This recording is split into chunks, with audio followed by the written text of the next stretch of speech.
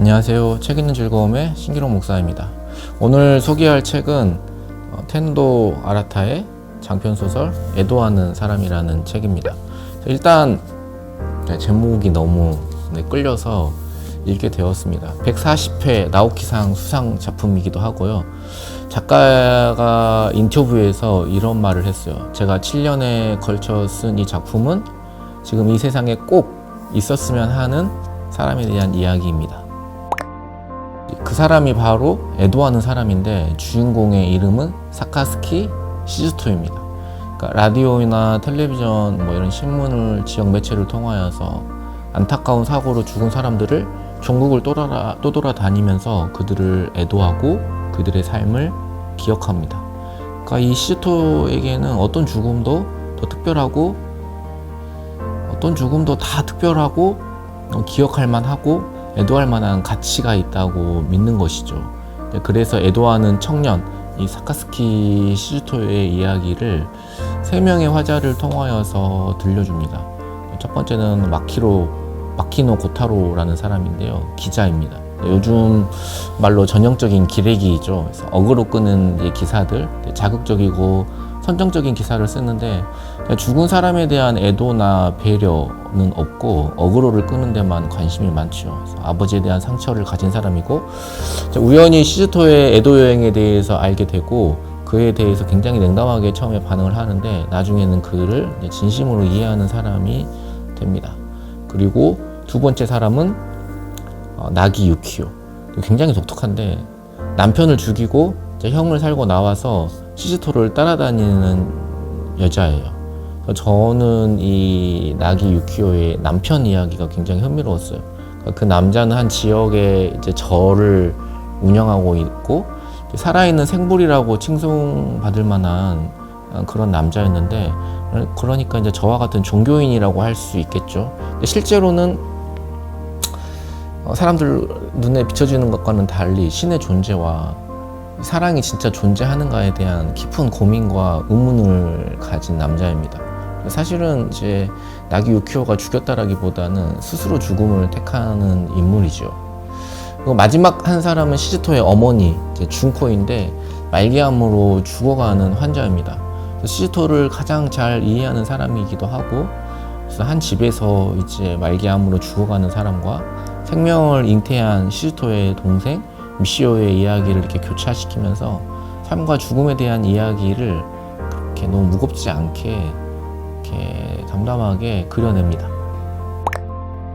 제 많은 문학이나 소설들이 그냥 이야기, 어떤 주제를 명확하게 전달한다기보다는 그저 이야기를 하고 있다는 느낌을 많이 받는다면, 이 소설은 명확하게 이제 죽음이라는 주제를 이렇게 파고들고 있어서 재미있게 읽었습니다. 무라카미 하루키의 이제 상실의 시대 같은 책 역시 죽음, 이제 상실에 대해서 다루고 있지만 어떤 상실과 방황, 좀 이런 이미지로 좀 소설답게 풀어내고 있다면은 이 텐도 아라타의 작품은 그가 인터뷰한 대로 지금 이 세상에서 죽음에 대해서, 삶의 의미에 대해서 이렇게 진지하게 대하는 한 사람이 있었으면 좋겠다, 그런 바람이 그대로 이렇게 실린 것 같아요.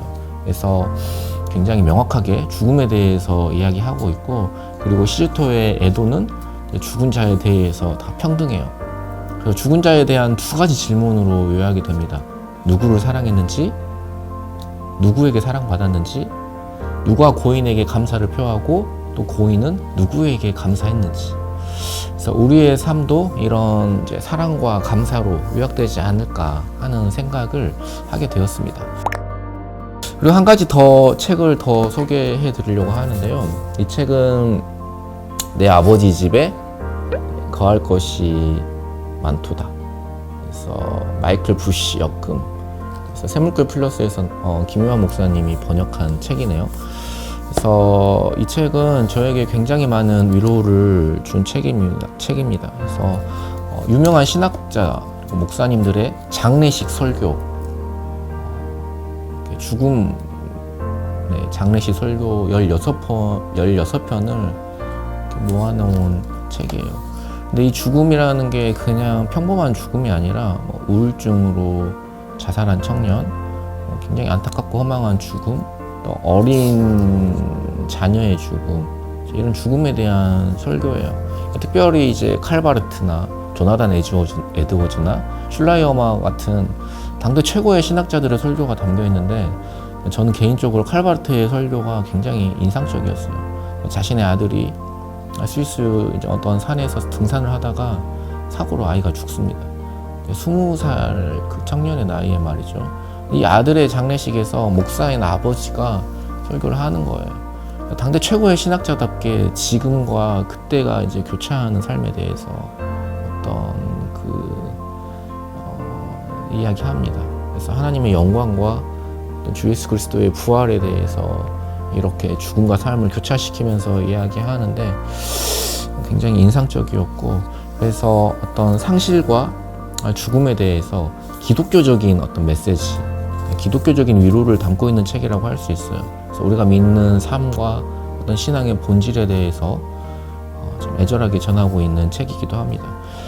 네, 이렇게 해서 죽음에 대해서 이야기하는 책 두 권을 소개해 보았습니다.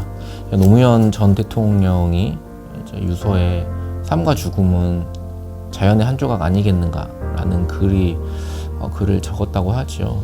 삶과 죽음은 맞닿아 있는 거겠죠. 우리는 하루를 살면 하루만큼 죽어간다고 이야기할 수 있습니다.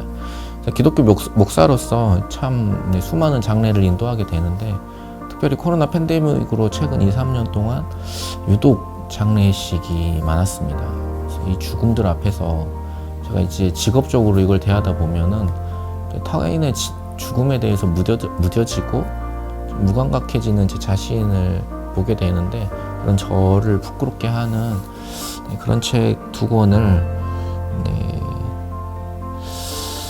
소개해 보았습니다. 그래서 죽음이라든지 삶의 의미에 대해서, 그리고 어떤 우리의 소망이 하늘에 있다, 이런 메시지가 좀 공허하게 들리시는 분들은 한번 좀 읽어보시면 좋을 것 같습니다. 감사합니다. 여기까지 시청해 주셔서 감사합니다.